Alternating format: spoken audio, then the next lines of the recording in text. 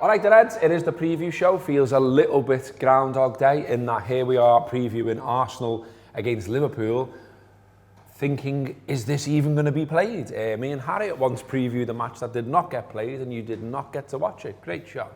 So let's hope it gets out there this time. I mean, the disclaimer comes around the fact that the I newspaper last night was reporting that Arsenal, and I quote, remain unsure if they will have enough players available to pick a squad to face Liverpool. An insider told the players are being assessed day by day and a decision will be made closer to the game. But we're assuming that it's on. Everything that we've heard today suggests it's on. So we're going to pretend it's on and we'll go from there. So Mo, the odds, the bookies make Arsenal 5-2. For this game. The draw is also 5-2. Liverpool are evens. Obviously Chelsea waiting in the final. The final will be played at Wembley on February the 27th. Liverpool, probably. Well, maybe. Another disclaimer. Liverpool looking to reach their first final in the competition since 2016, when we of course lost to Manchester City on penalties. And we last won this competition 10 years ago it is now, against Cardiff under Kenny Dalglish.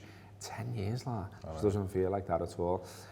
Obviously, it goes without saying, Mo, that it was an absolutely dismal first leg. Obviously, Arsenal going down to 10 after Xhaka, the doziest man in football, was dismissed after 24 minutes for denying a goal-scoring opportunity. We then had the rest of the time to create some chances and score some goals. We did not do that. Nope. And Minamino was guilty of a particularly bad miss in the closing stages. And Curtis was the only man to get a shot on target for the Reds in the whole 95 minutes, was it? Interestingly though, I think, Mo, and a place to start the discussion around it, is that Arteta said after the game that day, we played the game we had to play. I'm expecting now that our fans will create an even better atmosphere in the second leg than today. So he's hinting there what we've all been saying. I think that Arsenal can't just go and do that again. No. Because that would be a bit mad. You're at home, you've got a 0-0 at Anfield. You're surely not just going to look to close down space around the edge of your box and defend 0-0 and wait for penalties and see what happens. Yeah. They've got to try and win. Well, there are lots of reasons why this game's not going to be the same game as the first game. Principle one is that Xhaka's not going to be there. So, yeah. You know, it takes that. I mean, that makes them better though, doesn't it? It kind of does, unfortunately. But I think that all of the things that happened in that game, like I said, even if Arsenal do go down to 10 men in this game, I don't think it would have the same outcome.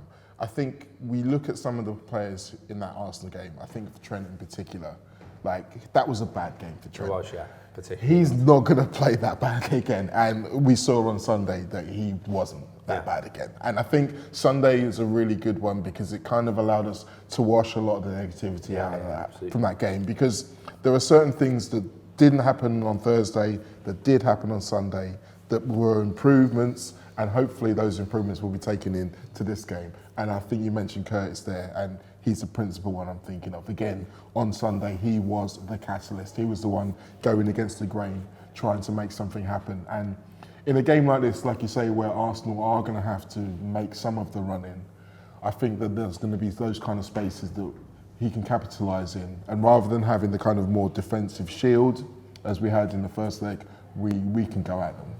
And with the manager and the management, if you like, I feel as though they're like sort of tweaking the way to, you know, finding something that works in the absence of Mane and Salah, because as we've seen with the stats at the weekend, obviously we're way used to them playing, we're way used to them scoring, and guess what, you take them out the side and you notice the difference. So the side that started the first leg, we had Alisson in goal, Alexander-Arnold, Matip, Van Dijk and Robertson as the defence, Henderson, Fabinho and Milner in midfield, Jota, Firmino and Minamino up front. Now for Brentford, there was just two changes from that side, with Milner being replaced by Jones in midfield and Minamino dropped for Oxlade-Chamberlain. Now Oxlade-Chamberlain turned his ankle after scoring, so has to be a doubt for this. We don't know yet, we haven't heard from Jurgen Klopp this week. And then there is talk, I don't know whether it's coming from anything or whether it's just speculation, but there is talk at least that Origi could play some part, because Klopp said I think it was on the 14th, that Origi was back running and looked well, and you know, he's recovering from this knee issue that he's had. But It's 5 goals and 11 appearances, which is decent. He's done well this season. But surely a big ask to ask him to start, given his last game or his last appearance for the Reds was AC Milan, December the 7th. All right, the Reds, thanks for watching a little bit of a premium Anfield Wrap video there. If you want to watch the rest of that show and get access to much, much more, click join below. That activates our YouTube membership. It means you get a premium video every day of the week. You get our post-match content, you get reviews, previews and exclusive interviews, all here from the heart of Liverpool. Follow us, follow them. Up the Reds.